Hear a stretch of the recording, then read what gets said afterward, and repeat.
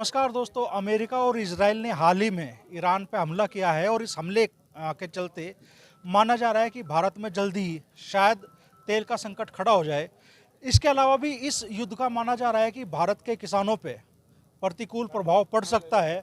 और आज बिहार में जो घटनाक्रम हुआ, मुख्यमंत्री नीतीश कुमार जी अचानक अपने पद से उन्होंने इस्तीफे का ऐलान कर दिया और अब वो राज्यसभा जाएंगे। तो इस पूरे घटनाक्रम पे किसान संगठनों का क्या मानना है, इसी बारे में बात करने के लिए हमारे साथ मौजूद है किसान नेता चौधरी राकेश टिकैत जी। तो चौधरी साहब, अमेरिका के साथ भारत की जो ट्रेड डील हुई थी उसको लेकर अब भारत के किसानों के मन में क्या है और आंदोलन की क्या कोई रणनीति बन रही है? देखो, जो डील हो रही उससे नुकसान होगा किसानों को। यहाँ के अभी मक्का के किसानों पे बहुत प्रभाव पड़ा। अभी तो पता ही नहीं किसी को कि मक्का देश में आई 5 लाख मीट्रिक टन अनुमानित मक्का देश में आई है अभी। और उससे हाल ही हो गया, मध्य प्रदेश में थे अभी बीच में, वहाँ पे 1100 रुपये का रेट है मक्का का। अब क्या 1100 रुपये कोई मक्का बेच के किसान सर्वाइव कर लेगा? यूपी में 1400 रुपये के आसपास तक है, 1300-1400। तो नुकसान तो होगा और फसलें भी आएंगी, उससे नुकसान होगा। तो अब मार्च में जो फाइनल ड्राफ्ट आना या फाइनल उसका मसौदा सामना होगा, तभी किसान सोचेंगे क्या इस बारे में? नहीं सोच रहे किसान तो। अभी 9 तारीख की भी एक मीटिंग है दिल्ली में, वो छोटी मीटिंग है क्योंकि 9 तारीख से 9 मार्च से ही पार्लियामेंट सेशन शुरू होगा। तो एक छोटी मीटिंग वहाँ पे कर रहे हैं, उसमें मजदूर भी है, उसमें किसान संगठन के लोग भी हैं और अपनी बात रखेंगे वहाँ पे। तो क्या विपक्ष के नेताओं सभी आप ये अपील करेंगे कि वो संसद में इस मुद्दे को पुरजोर ढंग से उठाए? बिल्कुल उठाना चाहिए उनको। दूसरे इशू छोड़ के इस इशू को भी प्राथमिकता वहाँ पे देनी चाहिए। विपक्ष वालों से भी हमारी ये डिमांड है कि वे प्राथमिकता पे इस इशू को भी लें, जो डील है उसको लें। राहुल गांधी लगातार सरकार पर हमले कर रहे हैं एप्स्टीन फाइल को लेकर और किसी डील को लेकर। वो कह रहे हैं कि भाई सरकार ने किसानों को गिरवी रख दिया अमेरिका के पास।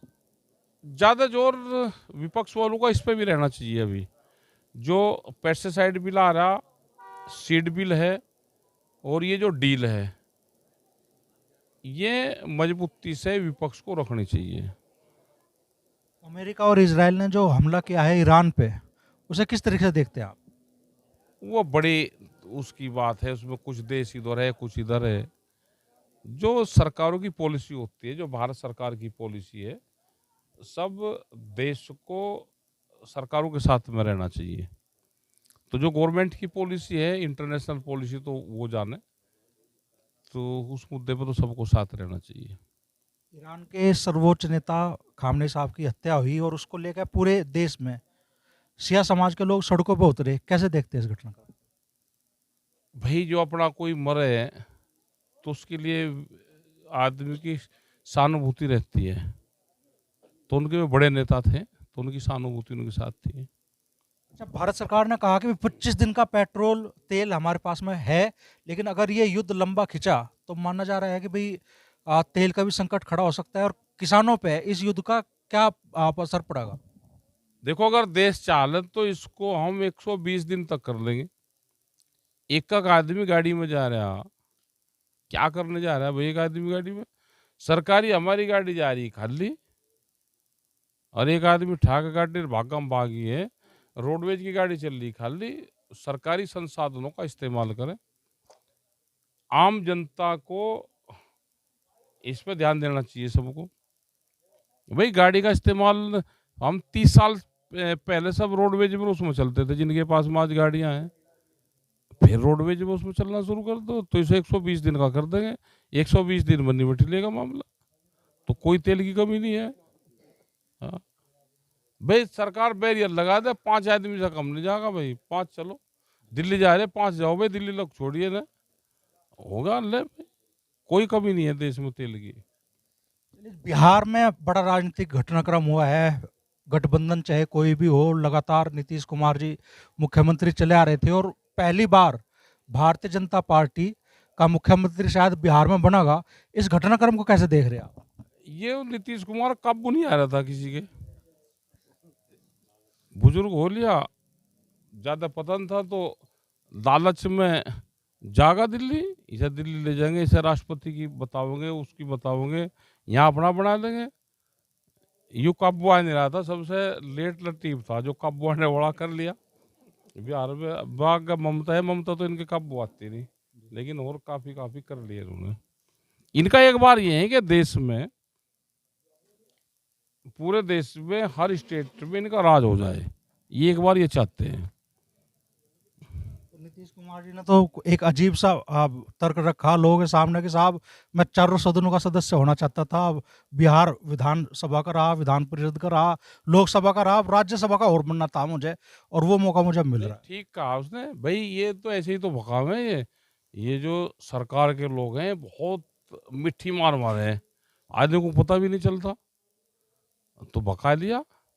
ये तो बहुत ज्ञानी आदमी है, बका कर ली जगह। एक बार बिहार की कुर्सी छुटवानी थी, उसे छुटवा ली बस। बिहार में इस बार चुनाव हुआ तो नारा था भाई 25 से 30, एक बार फिर से नीतीश। अब नीतीश के नाम पे वोट ली और आरजेडी अब मांग कर रही है कि भाई जब नीतीश जी मुख्यमंत्री नहीं है तो सरकार भंग कर दो, दोबारा से चुनाव करो। चलो उनका तो काम है, उनका भी कहने का काम है, वे भी कहते रहेंगे, लेकिन नीतीश कुमार को वहां भेज दिया, वो एक बार हटाना था, अब अपना बना लगे वे। आपने कहा ममता बनर्जी जी इनके काबू में नहीं आने की, इस बार मान लो पश्चिम बंगाल में भी विधानसभा चुनाव है जल्दी, तो क्या लग रहा है क्या परिणाम होगा? वहां तो वही जीतेगी, ममता बनर्जी जीतेगी।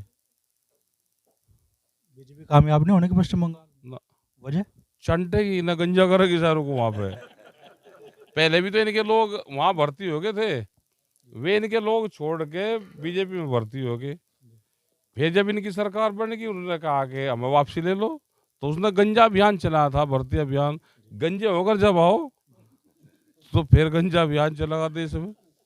हाँ, तो बड़ी बात राकेश टिकैत जी कह रहे हैं कि भाई नीतीश कुमार जी अब तक भाजपा के काबू नहीं आए थे, लेकिन अब भाजपा ने बहका लिया है उन्हें, और पश्चिम बंगाल के चुनाव परिणाम को वो कह रहे हैं कि भाई पश्चिम बंगाल में ममता बनर्जी एक बार फिर से सरकार बनाओगी, भाजपा की ताल पश्चिम बंगाल में नहीं बैठेगी।